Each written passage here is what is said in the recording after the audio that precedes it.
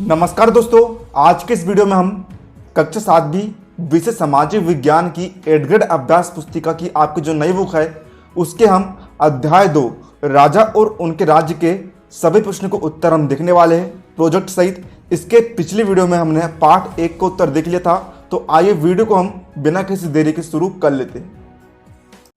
तो यहाँ पर हम बढ़ते प्रश्न क्रमांक 1 की ओर। इस क्वेश्चन है, राजा और राजेंद्र प्रथम द्वारा निर्मित किस स्थान के मंदिर स्थापत्य और मूर्ति कला की दृष्टि से उत्कृष्ट है? इसका राइट आंसर होगा ऑप्शन नंबर बा, तंजावुर और गंगई कोडचुलपुरम। इसके बाद प्रश्न 2 है, चोल काल में नाडु कहा जाता था। इसका राइट आंसर होगा गावों के समूह को। थर्ड है, गंगा घाटी में गुर्जर प्रतिहार राष्ट्रकूट और पाल वंश के शासक सदियों तक किस राज्य पर नियंत्रण के लिए आपस में लड़ते रहे? तो दोस्तों इसका उत्तर आप लिखेंगे यहाँ पर, इसका उत्तर आप लिखेंगे कन्नौज। कन्नौज जो है इसका राइट आंसर हो जाएगा यहाँ पर। और इसके बाद हम बढ़ते हैं प्रश्न क्रमांक 4 की ओर। प्रश्न क्रमांक 4 का नाम क्या है दोस्तों? प्रश्न क्रमांक 4 है, 7वीं शताब्दी के प्रारंभ में राजाओं ने अपने सामंत के रूप में किन्हें मान्यता प्रदान की गई थी? इसका उत्तर होगा बड़े भूस्वामी और योद्धा सरदार को। इसके बाद प्रश्न क्रमांक 5 है, चालुक्य राजाओं को हराकर दंती दुर्ग द्वारा किए गए अनुष्ठान का विवरण लिखिए। उत्तर, जब यह अनुष्ठान किया जाता था तो यह माना जाता था कि जन्मा क्षत्रिय ना होते हुए भी क्षत्रिय के रूप में क्षत्रियत्व प्राप्त कर लेगा। अब दोस्तों प्रश्न क्रमांक 6 है, चौहान शासकों का राज्य विस्तार किन किन क्षेत्रों में था? उत्तर, चौहान शासक दिल्ली और अजमेर के आसपास के क्षेत्रों पर शासन करते थे।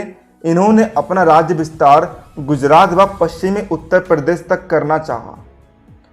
प्रश्न 7 है, कल्हड़ द्वारा कश्मीर के राजाओं का इतिहास लिखने के लिए किन स्रोतों का उपयोग किया गया? उत्तर, शिलालेखों, दस्तावेजों, प्रत्यक्षदर्शियों का उपयोग किया गया।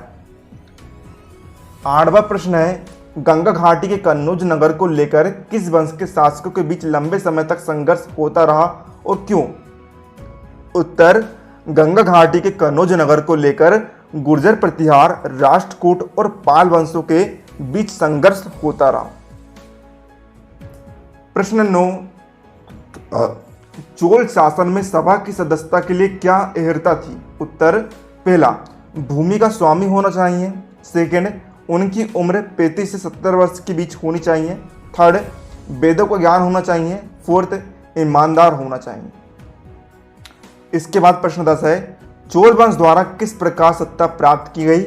उत्तर, उरियार के चोल वंश से प्राचीन मुखिया परिवार के विजय पाल ने 9वीं सदी के मध्य में मुहिरियारों को हराकर कब्जा जमाया।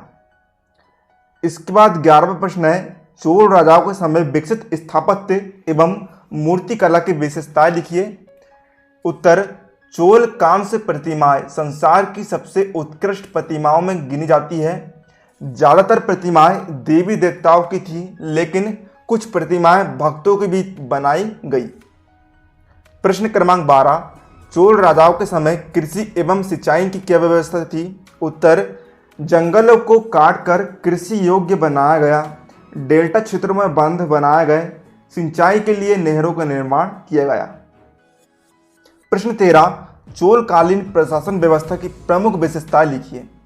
उत्तर, पहला, चोल शासकों ने 9वीं से, ठीक है, तो देखिए आप तीनों पॉइंट को आप यहाँ पर लिख दीजिएगा, ये आपका उत्तर आएगा। इसके बाद ये आपका अध्याय 2 कंप्लीट।